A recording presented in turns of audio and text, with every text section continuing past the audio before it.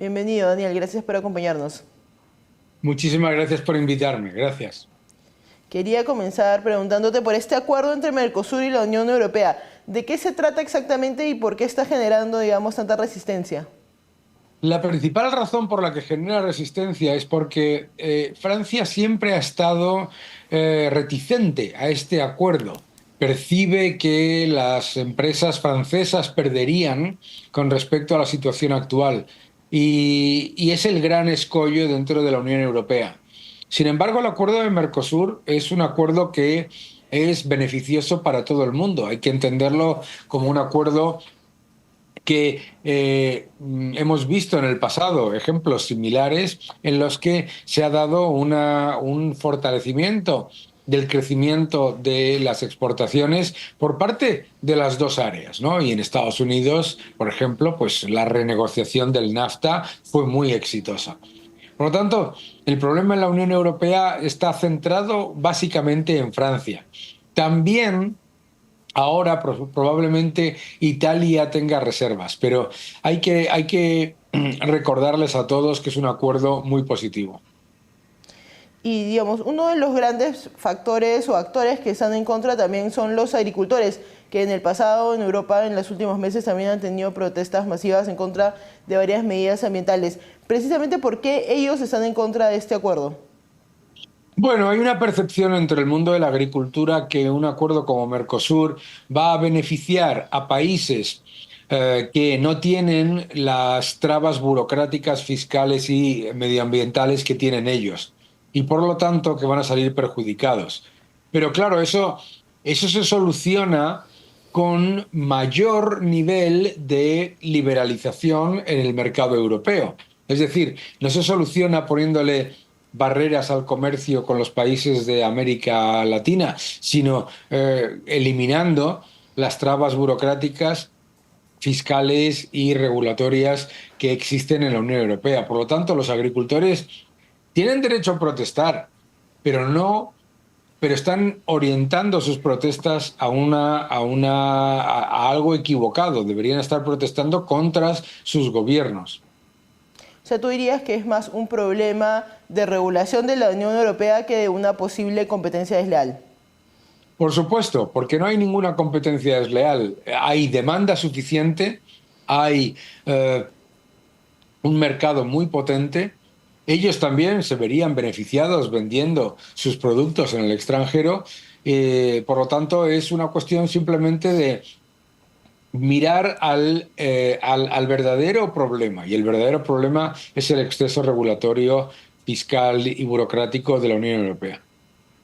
¿Y tú crees que con esta nueva ola de protestas de los agricultores, esta puesta, digamos, en duda de este posible tratado de Mercosur, eso podría llevar a que países como Francia, por ejemplo, reduzcan sus regulaciones o de que se ponga un poco en duda las regulaciones ambientales que impone la Unión Europea?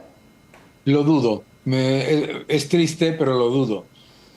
Probablemente se utilice las protestas de los agricultores, protestas legítimas por otro lado, para introducir todavía más barreras al comercio con América Latina.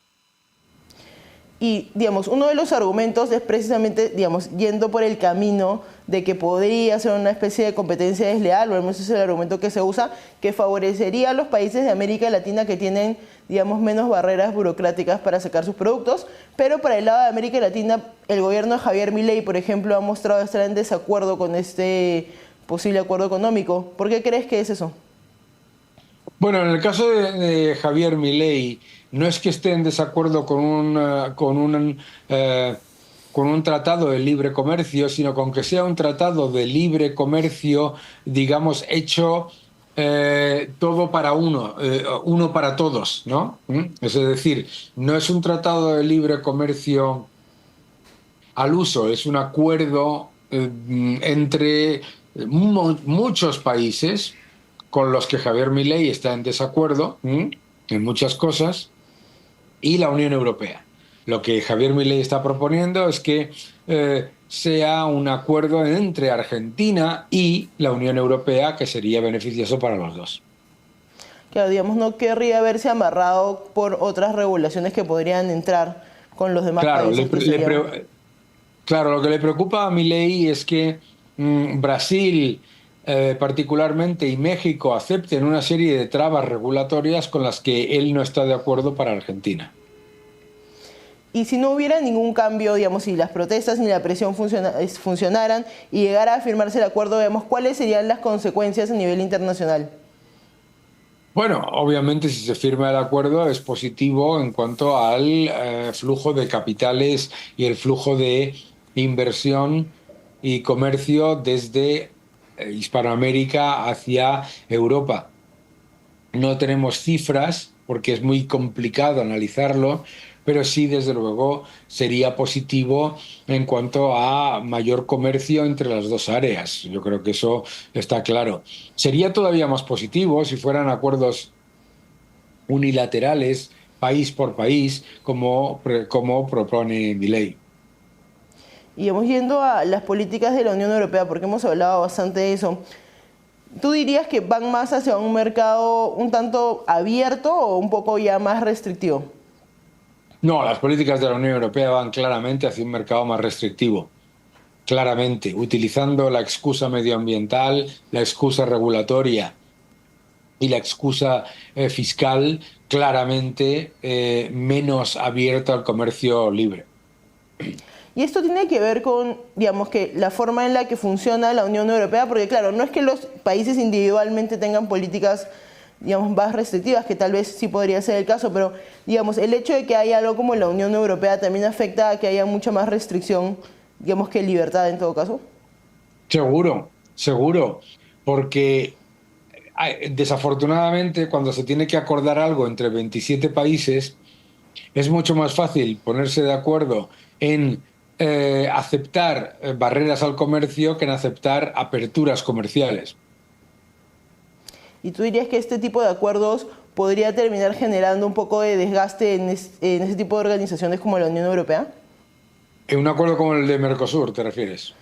No, o sea, digamos, esos acuerdos políticos que hacen de regulaciones ambientales que terminan generando problemas internos Ah, podrían bueno, terminar desgastando la imagen de la Unión sí, Europea. eso claramente está teniendo un impacto en la Unión Europea en los procesos electorales, ¿no? Claramente, la victoria de Meloni, el avance de Le Pen, etcétera, son señales precisamente de eso, y vamos a verlo también en las elecciones alemanas con alternativa por Alemania. Claro, y de repente también reflejan algunos cambios estructurales que tendrían que hacerse en la Unión Europea, que es una pregunta Claro. que quiero hacerte, pero primero vamos a una pausa y volvemos. Estamos de vuelta y estamos hablando sobre el acuerdo que va a haber o que se está intentando lograr entre Mercosur y la Unión Europea, a pesar de que hay varios países como Francia y Argentina que han mostrado algunos desacuerdos y están tratando de afinar, digamos, los términos en los que tendría que darse. Estamos con Daniel Lacalle. Y Daniel, quería preguntarte si es que tú crees que van a haber cambios estructurales necesarios en la Unión Europea o cuáles serían esos cambios que tendrían que impulsarse. Bueno, yo creo que si vemos el informe Letta, el informe Draghi, los dos apuntan a un problema de competitividad, un problema de exceso de regulación y un problema de elevados impuestos. Yo creo que esos son los grandes problemas. Son difíciles de solucionar, pero claramente esos son los dos grandes problemas. ¿Y tú crees que Los en los tres, perdón. nuevos, digamos, los nuevos gobiernos que están entrando a países europeos o las nuevas alternativas políticas buscan afrontar exactamente esos problemas? Yo creo que al menos suponen un cambio en la forma de pensar sobre esos retos, ¿no? El caso de Meloni ha sido muy evidente. Por lo tanto, no sé si van a solucionarlo todo, pero sí que suponen un cambio en cuanto a la tendencia.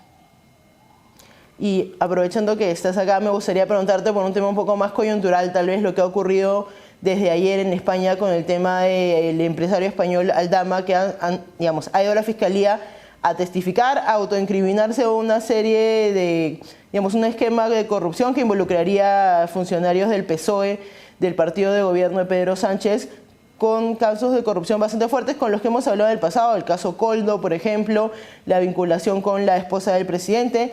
Digamos, si nos puedes explicar más o menos qué es lo que ha pasado en España ayer.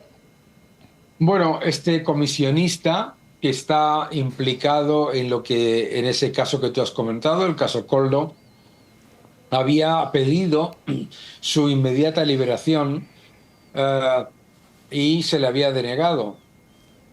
Probablemente al ver que se estaba intentando conformar por parte del gobierno una, ide- una- un chivo expiatorio en el que se convirtiese él en el culpable de toda la trama de corrupción, pues probablemente por eso pidió la comparecencia ante el juez para decir primero que estaban involucrados el propio presidente, Pedro Sánchez, ministros, la mujer del presidente, el secretario de organización del Partido Socialista, y que las relaciones entre todos ellos, junto con la mujer del presidente, en no solamente el caso Coldo, que es un caso de una trama de corrupción y de comisiones ilegales, sino el caso del Seagate, por el cual bueno, pues se metieron en España toda una cantidad de maletas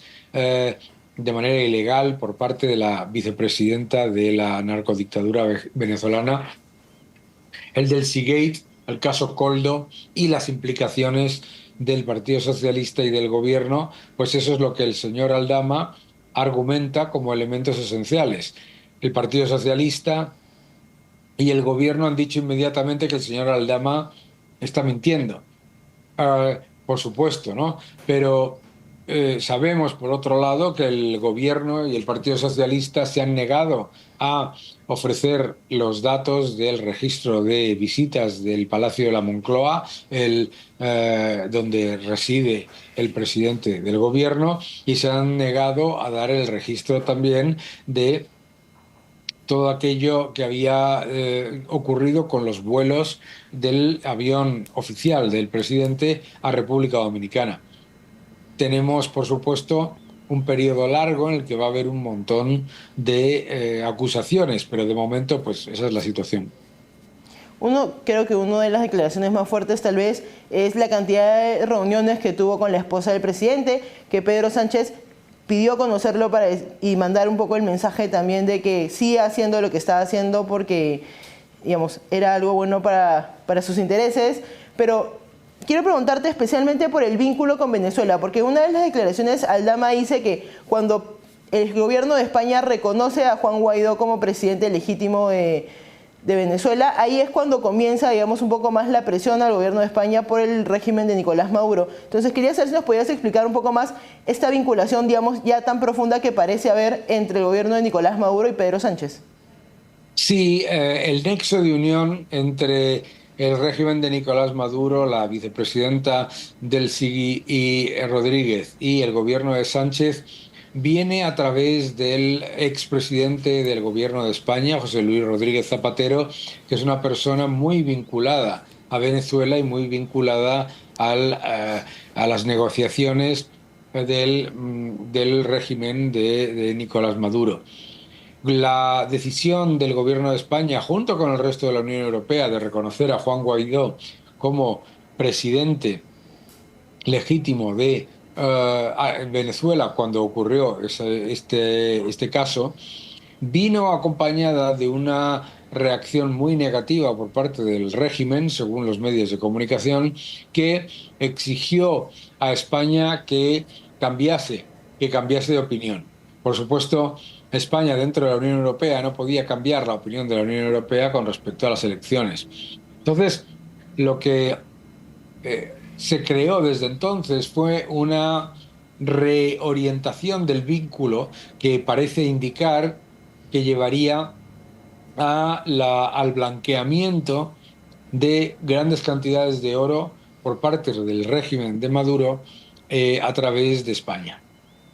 Y luego de que ha explotado todo este tema, Aldama ha dicho que él tiene las pruebas y además, digamos, estando en un caso en el que se está autoincriminando en, digamos, eventos que la Fiscalía todavía no tenía claro, parece que, digamos, tiene bastante credibilidad su testimonio.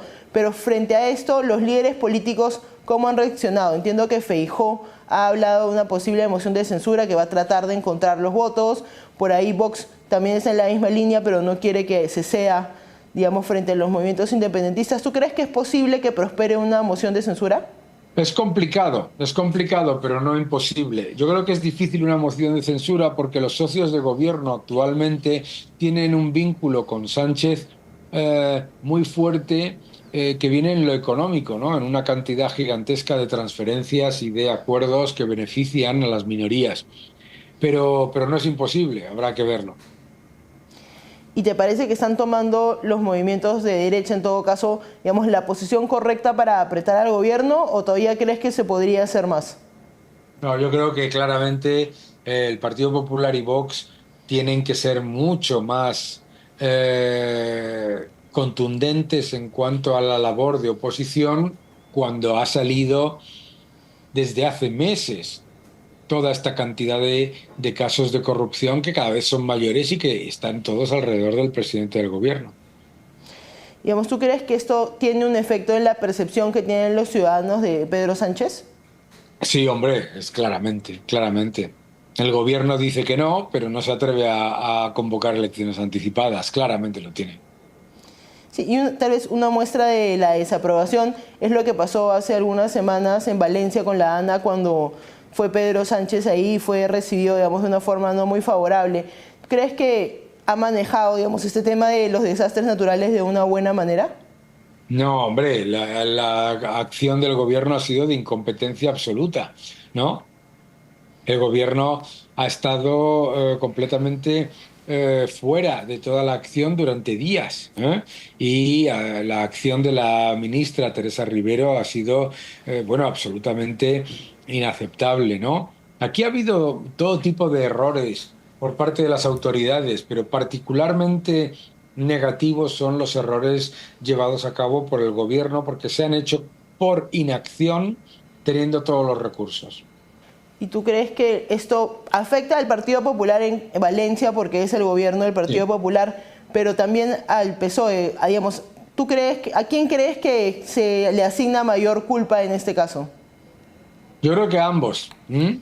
Probablemente de manera incorrecta, porque la responsabilidad del gobierno central es muchísimo mayor ante una catástrofe de este nivel y porque debería haber enviado el ejército, pero yo creo que la opinión pública es básicamente muy enfadada con los políticos en el poder, ¿eh? Y por lo tanto con ambos.